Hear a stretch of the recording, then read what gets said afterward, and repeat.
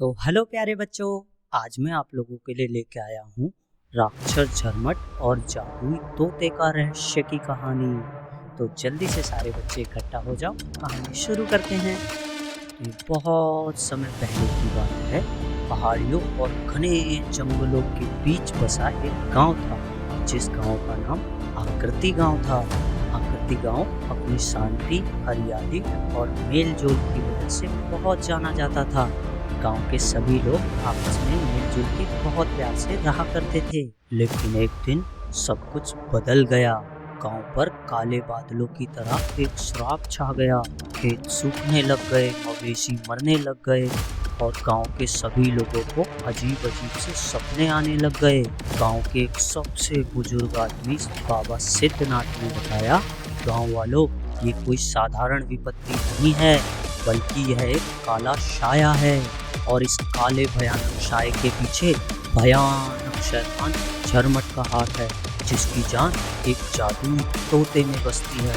झरमट बहुत पहले अभी एक तांत्रिक हुआ करता था। शैतान झरमट ने अमरता पाने के लिए काले जादू की सारी हदें पार कर दी थी और झरमट शैतान को कोई ना मार पाए, इसलिए उसने अपनी आत्मा एक हरे रंग के तोते में डाल दी थी। और झरमट के जादू के बाद अब उस तोते को ना कोई मार सकता था और ना ही कोई पकड़ सकता था। उसने पहाड़ी के पीछे के एक किले को अपना डेरा बना लिया था और आकृति गांव को शापित कर दिया था, क्योंकि गांव वालों ने कई वर्षों पहले उसकी काली तंत्र क्रियाओं को रोक दिया था। और अब मुझे लगता है कि शैतान झरमट वापस आ चुका है। बाबा सिद्धनाथ की ये बात सुनकर गांव में हर कोई डर से कांपने लग गया। लेकिन एक घर ऐसा था जहां डर नहीं बल्कि जिज्ञासा थी।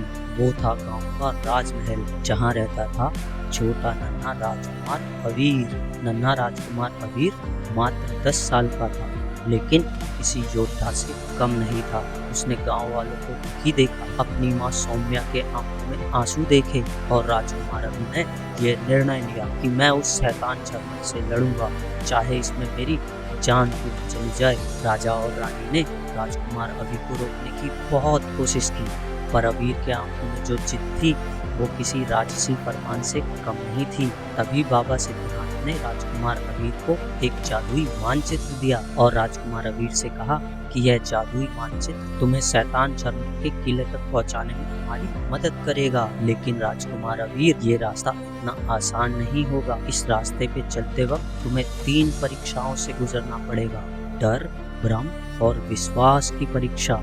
ये परीक्षाएं इतनी कठिन हैं कि आज तक इस परीक्षा को कोई भी पार नहीं कर पाया है और तुम शैतान झरमट के किले तक तभी पहुंच सकते हो जब तुम इन तीनों कठिन परीक्षाओं को पार कर लोगे। अबीर ने सब कुछ ध्यानपूर्वक सुना और बाबा सिद्धनाथ का आशीर्वाद लेकर अपने घोड़े ध्वज पर बैठकर निकल पड़ा। सबसे पहले वो पहुंचा एक काली गुफा में, भय की गुफा। गुफा के अंदर बहुत ही अंधेरा था, चारों तरफ से डरावनी आवाजें आ रही थी कि तभी अचानक उसके सामने आ गया उसका डर। राजकुमार अबीर के सामने उसके मित्र पिता का साया आया, खून में सना सिंहासन और उसकी मां का विलाप। अबीर थोड़ा सा घबराया, लेकिन तभी उसने अपनी आंखें बंद की और अपने डर पे काबू पाते हुए कहा कि मैं तुमसे नहीं डरता, मुझे पता है कि तुम सिर्फ मेरी कल्पनाएं हो, मैं सब सच जानता हूँ, ये सब गुफा का छलावा है। और तभी गुफा के सारे दृश्य गायब हो गए और गुफा में उजाला हो गया और राजकुमार अबीर ने डर की गुफा को पार कर लिया। इस तरह अबीर ने अपनी पहली परीक्षा को पार कर लिया। तभी राजकुमार अबीर निकल पड़ा अपने अगले पड़ाव की तरफ। राजकुमार अबीर अपने घोड़े पर सवार होकर जा पहुंचा भ्रम के जंगल में, जो कि उसकी दूसरी परीक्षा थी। भ्रम का जंगल, जहाँ पेड़ बोलते थे, रास्ते घूमते थे और हर चीज नकली लगती थी। जंगल के चारों तरफ से भ्रम और छलावा ही मौजूद था कि तभी भ्रम के जंगल ने एक जाल फैलाया और राजकुमार अबीर के सामने आ गई उसकी रोती हुई माँ, जो दर्द से कांप रही थी और रो रो कर राजकुमार अबीर से बोल रही थी कि बेटा लौट आओ, मैं मर रही हूँ, सब कुछ खत्म हो रहा है। राजकुमार अबीर, तुम जल्दी से लौट आओ।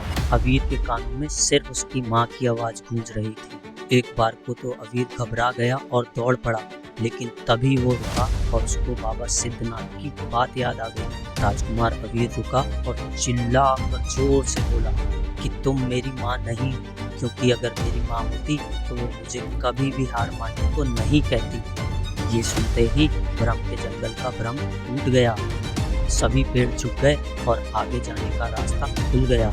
इस तरह अवीर ने दूसरी परीक्षा को भी पार कर लिया। अब वो आगे चलते चलते पहुंच गया अपनी तीसरी परीक्षा की ओर, जो थी विश्वास की परीक्षा। वहाँ सामने थी एक विश्वास की नदी जो दिखाई नहीं देती थी, लेकिन उस विश्वास की नदी को पार करके ही शैतान झरमट के किले तक पहुंचा जा सकता था।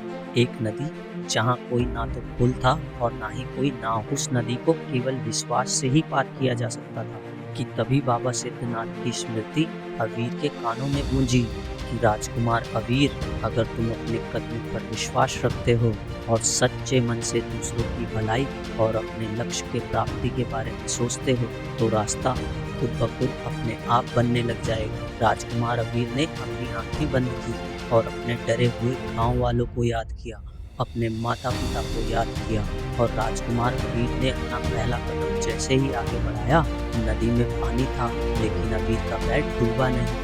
अचानक नदी में एक अदृश्य पुल बनना शुरू हो गया और राजकुमार अवीर जैसे जैसे अपने कदम आगे बढ़ाने लग गया, वैसे वैसे ही पुल बनता चला गया और राजकुमार अवीर ने इस तरह विश्वास की नदी को भी पार कर लिया।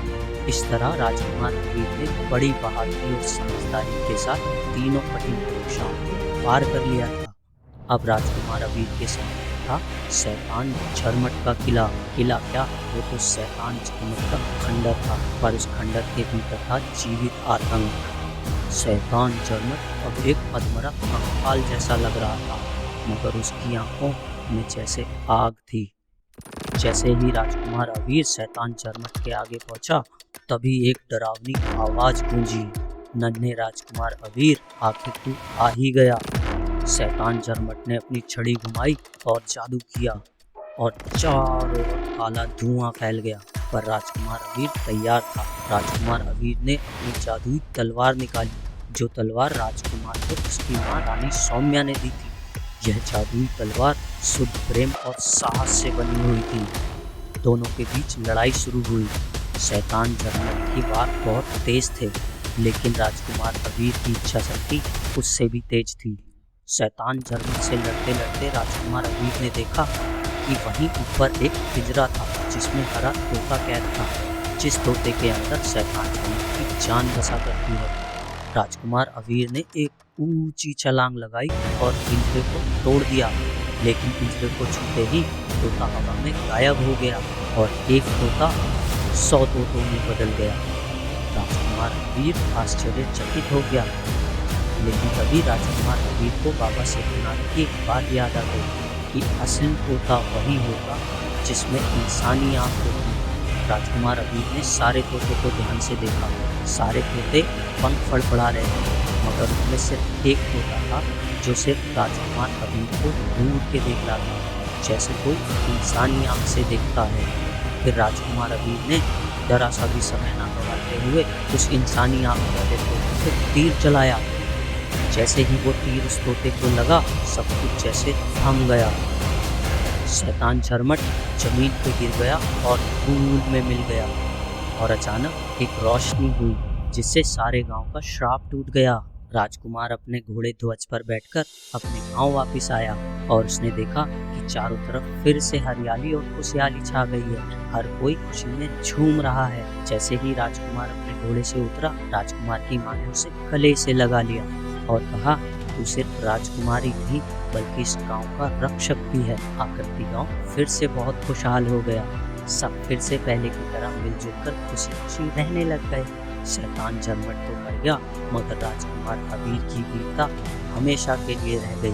फिर सभी गांव वालों ने मिलकर गांव में एक अवीर नाम का मंदिर बनाया, जहां गांव के सभी लोग साहस, निडरता और सच्चाई की पूजा करने लग गए। और शैतान झरमट और जादुई तोते की कहानी मनोरंजन के लिए सभी बुजुर्ग अपने बच्चों को कहानी के रूप में सुनाने लग गए। तो प्यारे बच्चों, इस कहानी से हमें क्या शिक्षा मिलती है? इस कहानी से हमें यह शिक्षा मिलती है कि सच्चाई, बहादुरी और समझदारी से किसी भी समस्या से लड़ा जा सकता है। तो इसी के साथ ये कहानी खत्म होती है। मिलते हैं ऐसे ही किसी नई कहानी के साथ किसी और वीडियो में। तब तक के लिए बच्चों टाइम से पढ़ाई करो और अपने माता पिता का ख्याल रखो और खूब सेवा करो। बाय बाय बच्चों।